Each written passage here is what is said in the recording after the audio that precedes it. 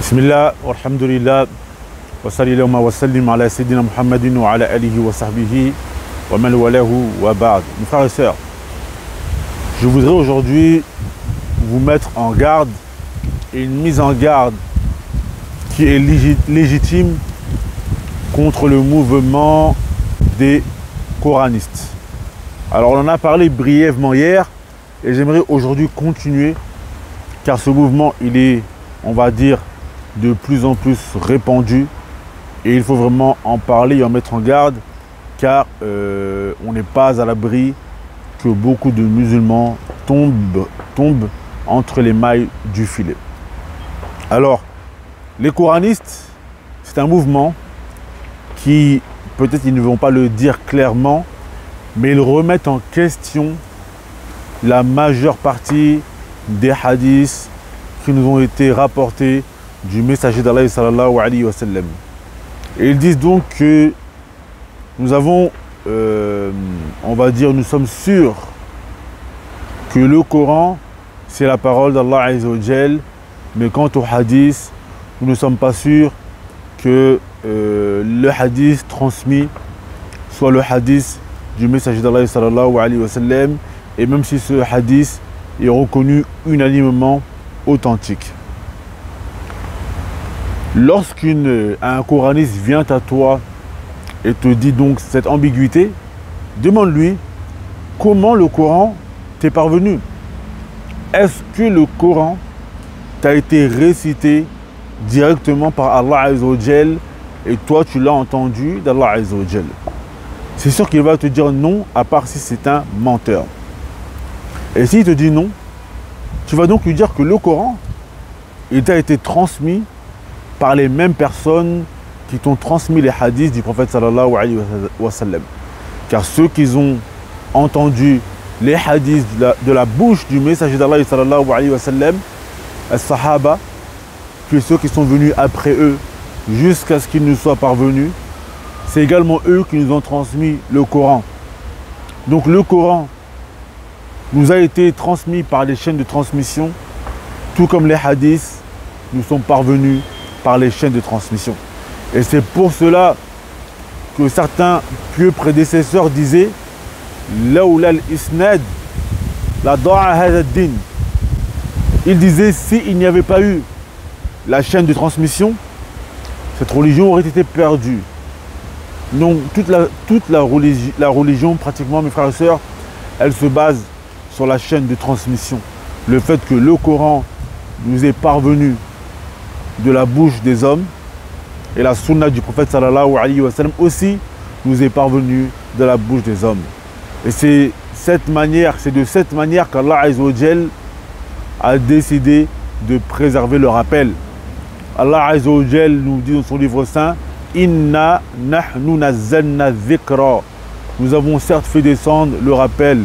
Inna nahnu nazzalna dhikra wa inna lahu la hafizun. Nous avons certes fait descendre le rappel et c'est nous qui en sommes les garants. Et le rappel, ce n'est pas seulement le Coran. Le rappel comprend le Coran et la sunna du messager d'Allah sallallahu alayhi wa sallam.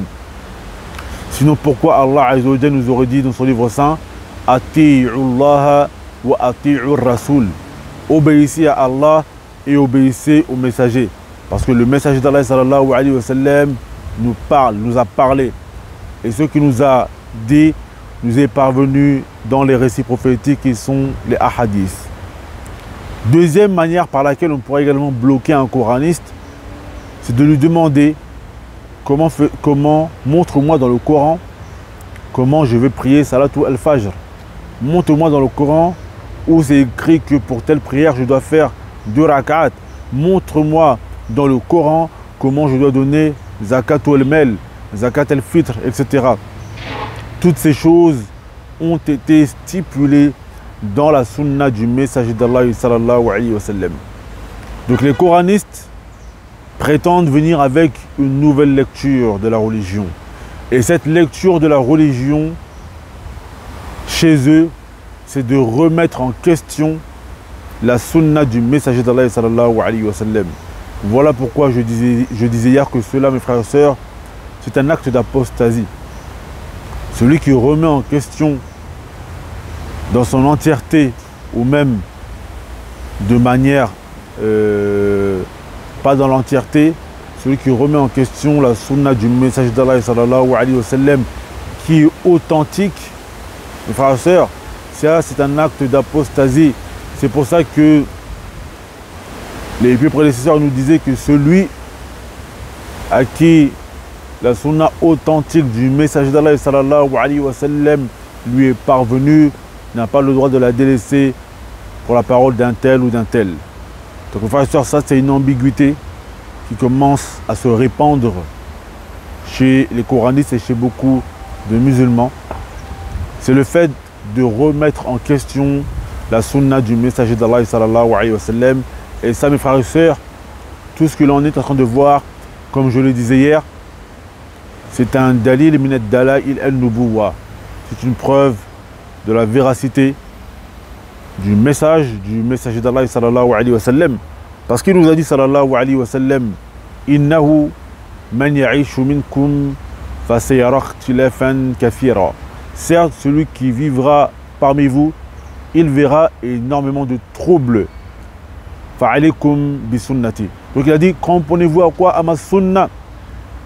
Et eux, ils nous demandent de délaisser la sunna, de remettre en question la sunna du messager d'Allah sallallahu alayhi wa sallam, alors que le prophète sallallahu alayhi wa sallam, lui, nous a dit fa'alaykum bi sunnati, cramponnez-vous à ma sunna. Donc mes frères et sœurs, ne prêtons pas attention à ces balivernes, ne prêtons pas attention, mes frères et sœurs, à ces égarements, et soyons fermes sur le Coran ainsi que la sunna du messager d'Allah sallallahu alayhi wa sallam. Voilà le rappel que je voulais faire aujourd'hui, mes frères et sœurs. Qu'Allah Azza wa Jal nous préserve et nous fasse mourir sur la sunna. Innahu waliyu dhalik wal qadiru alayhi walhamdulillahi rabbil alamin.